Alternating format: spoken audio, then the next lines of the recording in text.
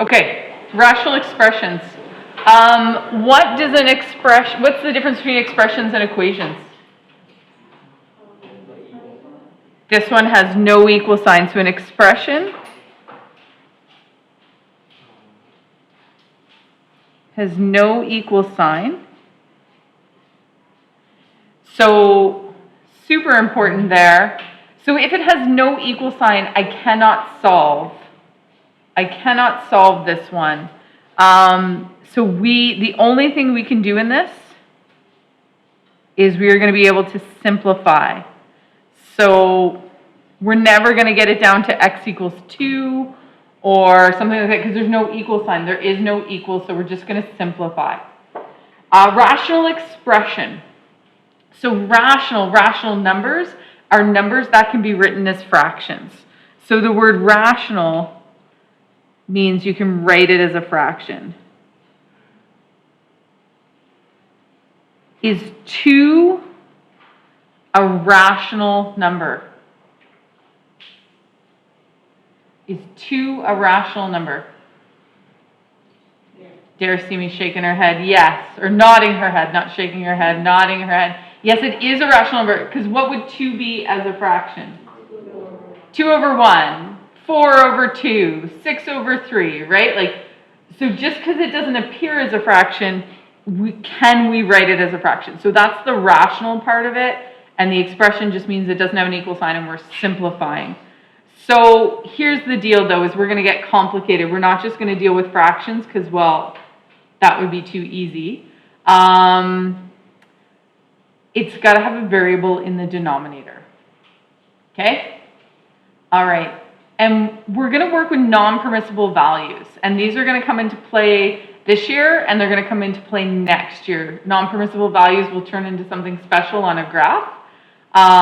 So non-permissible values are any value for the variable that makes the denominator equal to 0.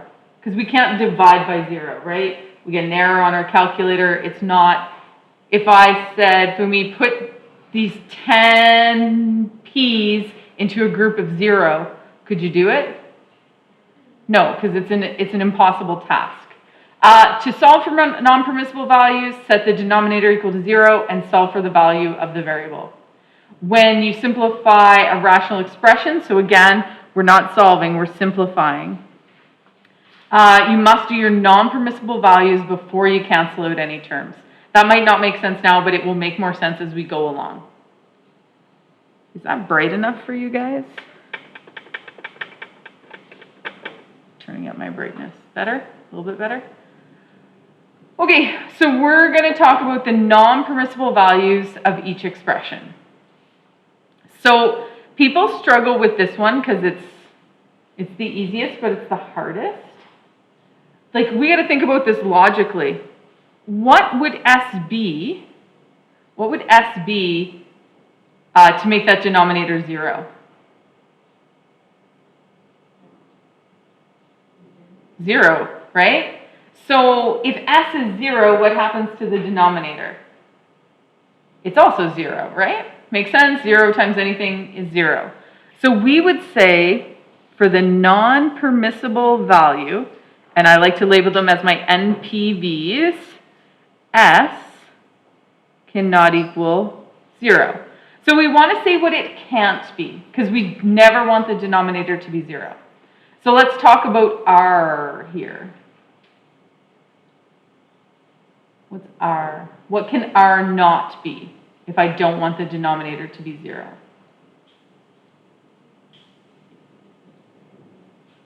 0. Also 0. Same sort of thing. Even though it has a squared on it, 0 squared is 0. So R cannot equal 0. So what you've just stated, so I just want to tell you guys this. If it's a monomial, what does monomial mean? One term, right? Terms are separated by add and subtract. So monomial NPVs are always cannot equal 0, whatever the variable is. So I'll say X or R or Z or K or whatever it is, those are them. So that's kind of a trickier one. Tricky, but it's the easiest one. Okay, let's move over to here. So this goes back to like chapter 4. You have it in factored form. What you're going to do is you're going to set the denominator equal or not equal to 0 because you don't want it to equal 0. So how are we going to solve that if it's in factor form? So we're going back to chapter 4. If this messes you up, don't worry about it. You can do it in the end if you prefer to put an equal sign there. What do we do when it's in factored form?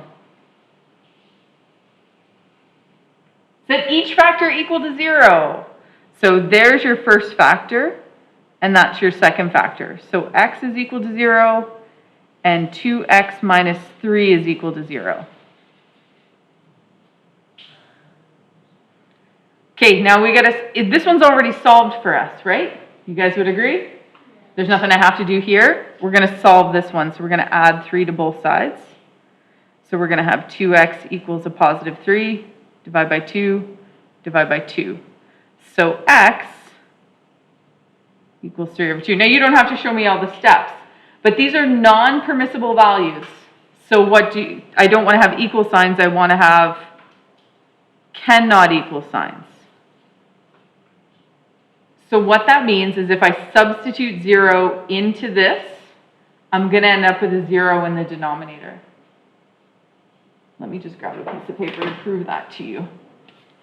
So the two things x couldn't be, x could not equal 0 and x could not equal 3 over 2. And the equation was 3x over x times 2x minus 3.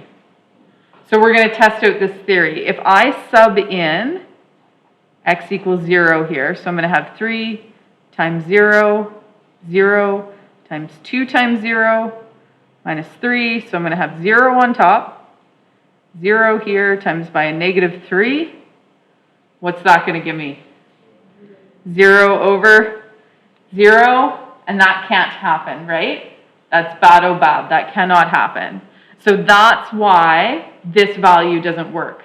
So if I do it again with this non-permissible value, so if I have 3 times 3 over 2 over 3 over 2 times 3 over 2, oops, times 2, sorry, forgot a 2 in there, equals 3. This is going to be 6 over 2. 6 over 2 is 3, right? Everybody good with that? 3 on top. I'm going to have 3 over 2 here.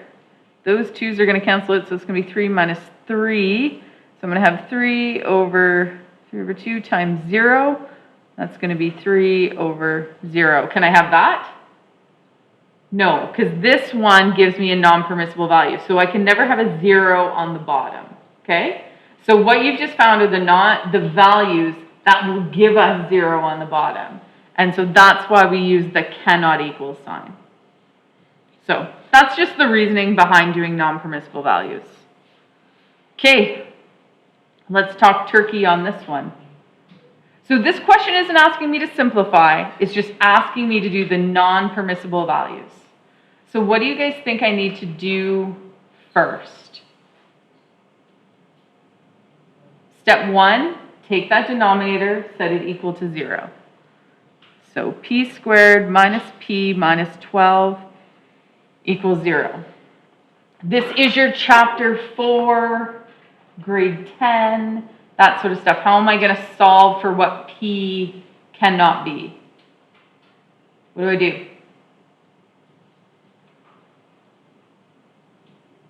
Come on, guys. What was chapter 4 all about? Oh my goodness. We were all here together, I promise you. We were. It was your factoring, right? Quadratic formula of factoring. So anytime you see a p squared or a variable squared, you're going to have to factor it. This one is factorable. It's nice and easy. What are the factors in negative 12 that add up to a negative 1? I think I heard somebody say it. Nice. So negative 4. So p minus 4 and p plus 3. So again, this is chapter 4. You're solving like we did this for solving for x-intercepts, right? This is a different kind of equation now. Now these are going to be our non-permissible values because we have a fraction. So we set each factor equal to 0.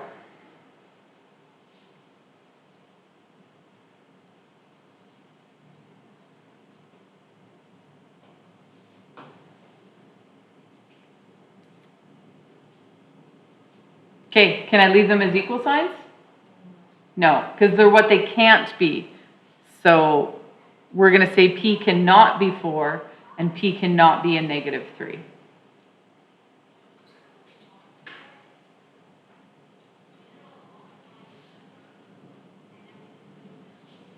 All right, that's pretty good. So now we're going to do it all again, but this question's asking something different. This question is saying simplify. You must state the non-permissible values. So non-permissible values, well, it's kind of step 2.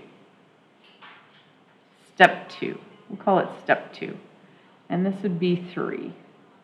And step 1 is my favorite. Factor everything. So when I say factor everything, I want you to factor the numerator and the denominator.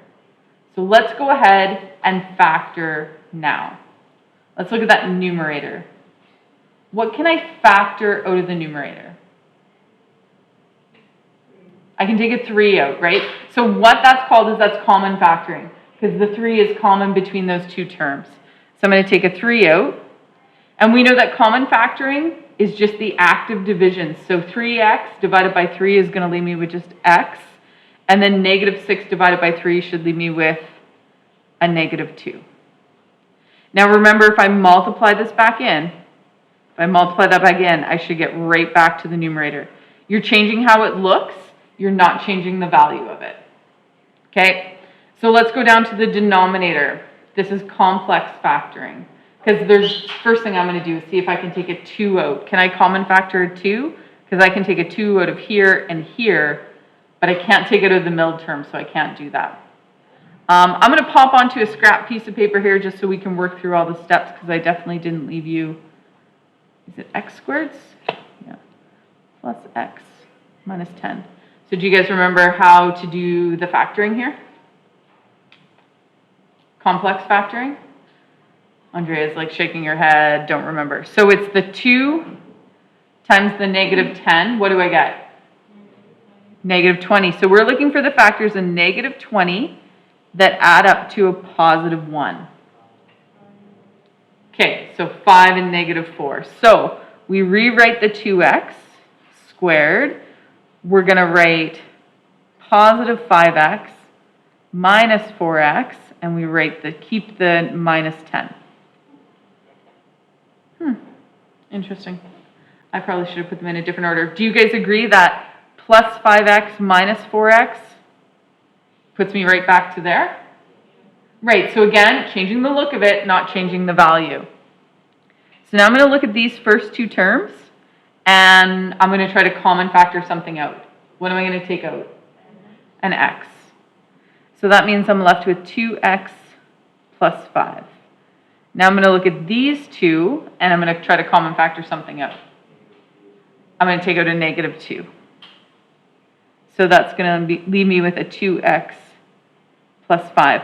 I know I've done it correctly if this one and this one, those two things that are in the brackets, are the same. Okay? So this is going to be, I'm going to pull that 2x plus 5 out of those both places. So that's gone and that's gone. What's left over? Okay, this is exciting. So that's your complex factoring from chapter 4 or grade 10, that sort of stuff. And it's going to be really important when we go to graph. So if you're still struggling with the factoring, that's something that we'll need to practice. Okay, so I completed step 1. Step 1 is factor everything. Done. What's step 2? Your non-permissible values. So what do I do to find my non-permissible values? I set the denominator equal to 0, right? And I solve them, just like the above question. So my non-permissible values, I'm going to have 2x plus 5 equals 0 and x minus 2 equals 0. So x, negative 5 over 2. And I'm skipping some steps here, folks, because this is basic algebra that we've practiced. And this is going to be x equals 2. Now, can I leave them as equal signs? No. So I'm going to cancel them out. Not cancel them out, that sounded... I'm going to cross out the equal sign to indicate that they cannot equal that. So there we go. The factoring, I needed that for 2 parts. So I've now done my non-permissible values. Check. What's the simplified part? The simplified part is canceling out things that are on the top and the bottom. So what do you guys see that we can cancel out? What's on the top and what's on the bottom that are the exact same? So the act of simplifying is removing those. Because what's the value of x minus 2 divided by x minus 2? 1, right? Because it's the exact same thing divided by itself, which is always going to give you 1. They have to be in brackets. Like you couldn't just have a random 3x and then times by minus 2 and then cancel out different parts. They have to be the same. So we'd be left with 3 over 2x plus 5. I'm going to put a comma because that's like a pause. And we're going to say where x cannot equal negative 5 over 2 and 2. This would be my simplified answer with my non-permissible values. Okay?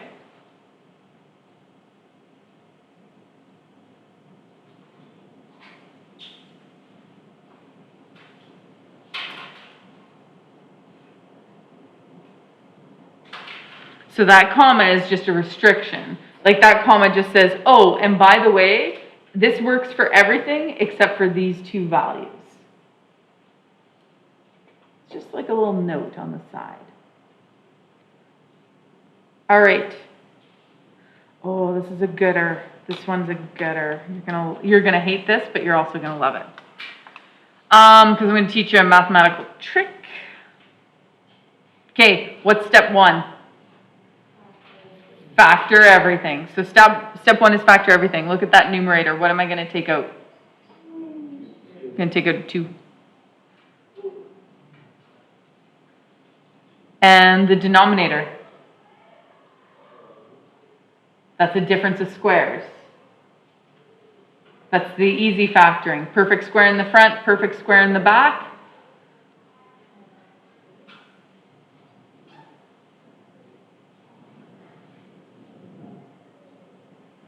Right? What's the square root of m squared? It's m. What's the square root of 9? It's 3. One's an add, one's a subtract. You know that from doing radicals for finding the conjugate, right?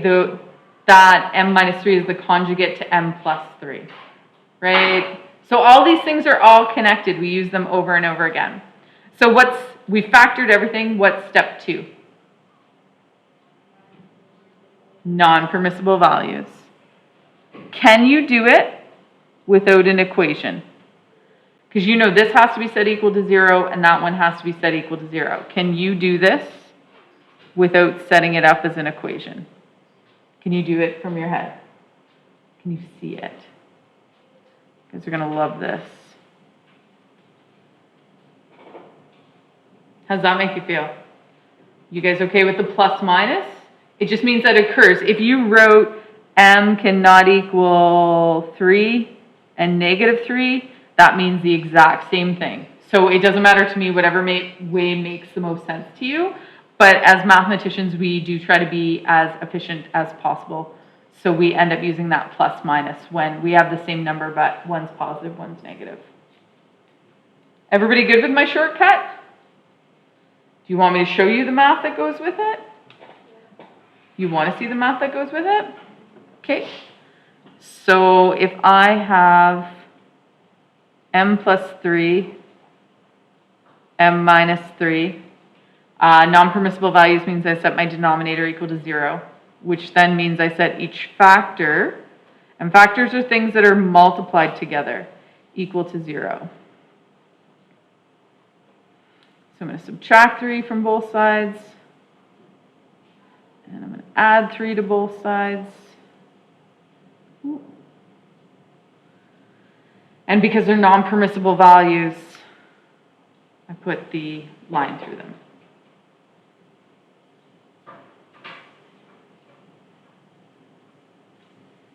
So again, this is that chapter 4 coming back to us, right? Like we did this to find x-intercepts, but this time because it's on the denominator, these turn into asymptotes when we graph them.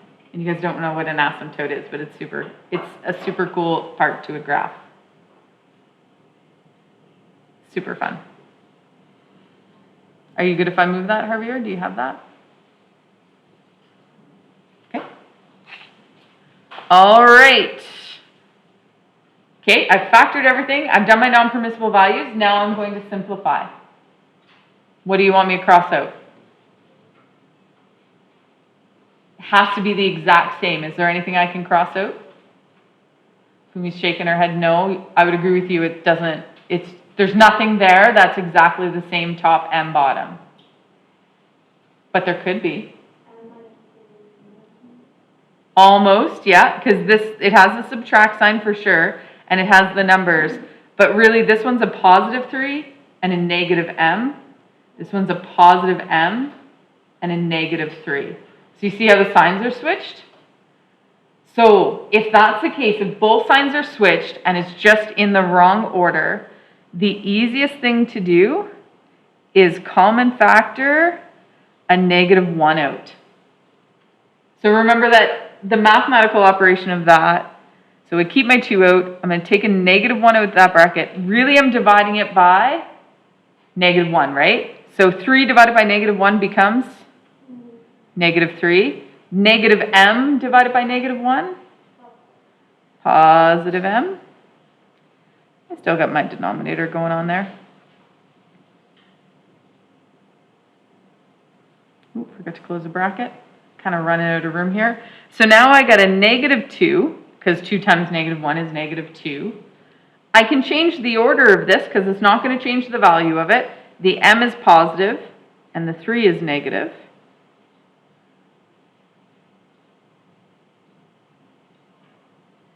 So that's the trick. That's the mathematical trick. Now, is there something the exact same? Now there is. So now those can go. So my simplified expression is going to be -2 over m plus 3, comma, m cannot equal plus or minus 3.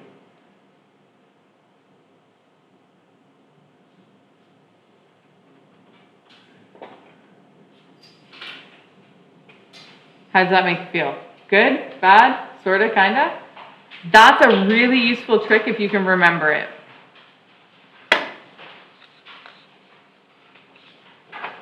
Oh, look at this. Almost done. All right. Okay, this one's a complicated one, just because that's such is life.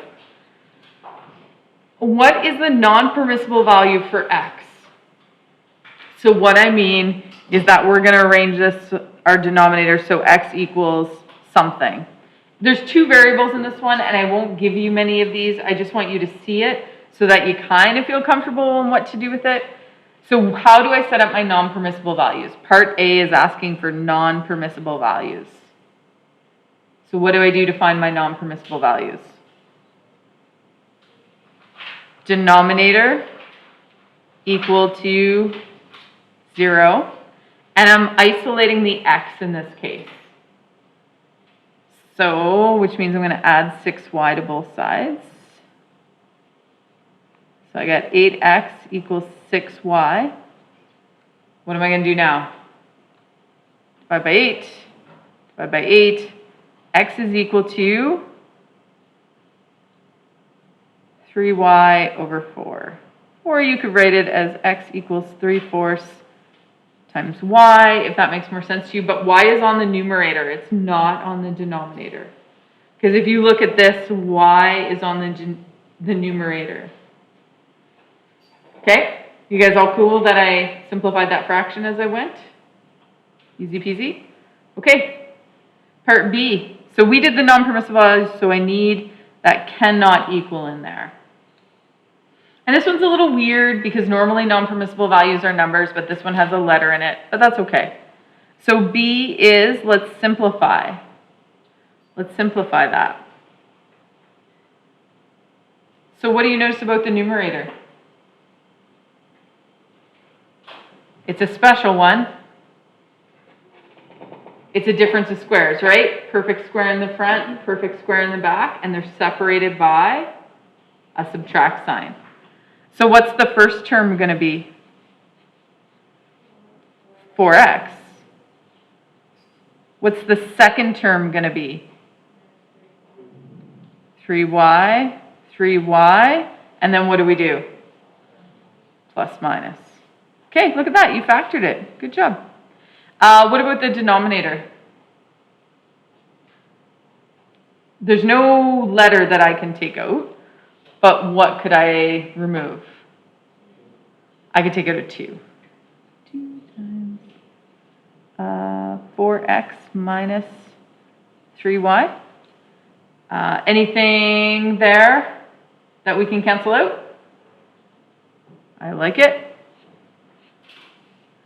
So we're going to have 4x plus 3y over 2, comma, and then our non-permissible value, where x cannot equal 3y over 4.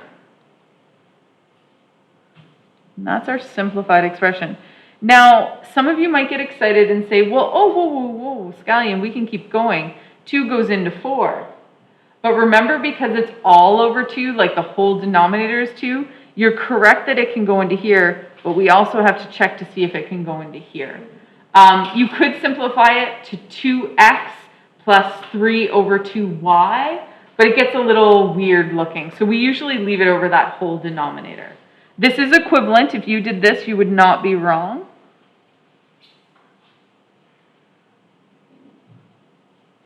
You would not, oh, sorry, it should not be there. 3 over 4y. But I find a lot of people, they do it into here and then they just forget the 2. So these two things are the same. But if that 2 has to go into both terms. So I'm just going to leave it here. I'm not going to go down to this one. I don't like the way it looks. It's just how I feel about that. All right, evaluate the expression when x is equal to 2.6 and y is equal to 2.1. So this is what I'm going to ask you guys to do. I'm going to ask you guys to put those values. Do you guys know what I mean by evaluate? So evaluate, if we go up here, find the numerical value. So I want you guys to take 2.6 and 1.2, and I want you to put them into the simplified. Remember that this is not part of the expression, this is just a restriction on it. So put it into the simplified. I'm going to do it into the original. So hopefully, I'm just going to freeze the screen for a sec. I can do it from here. Hopefully we get the same answer.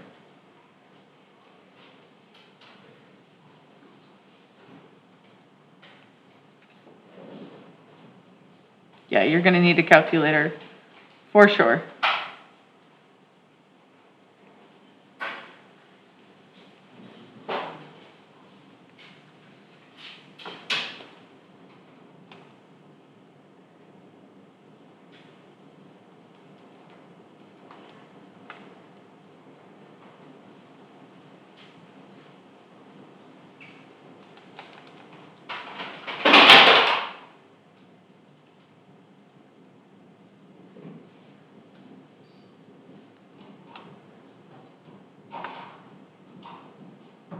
Andre, are you okay over there?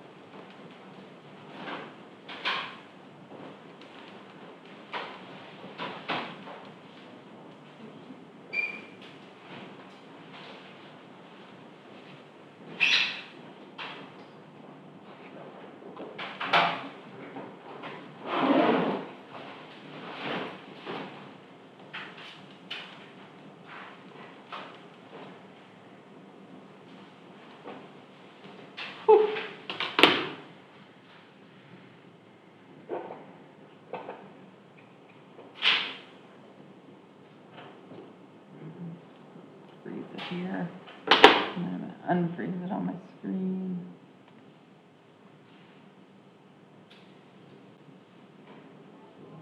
So I shouldn't see any equal signs on your page. Like when you're doing this math and substituting it in, do you guys have equal signs going down your lines?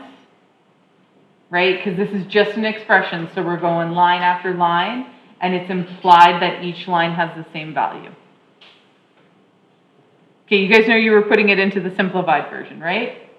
So everybody should be done. I had the lot, well, Andrea, you're throwing your stuff around, so. I had a hard job. I had to square things. It's tough. You guys ready to see the answer? I got 7. What did you guys get? Pretty cool. So there is a benefit to simplify it before you substitute. There was lots of places for me to make mistakes in my multiplying or in my dividing and stuff like that. You guys had a lot less because you used the simplified version, right? So it's whatever you're most comfortable with. Sometimes on a test or a quiz or an exam, I'll go back to the original and substitute in because maybe I don't have enough faith in my simplifying of the expression. So, it's whatever you prefer to do, but both should give you the exact same answer. Okay, that, ladies and gentlemen,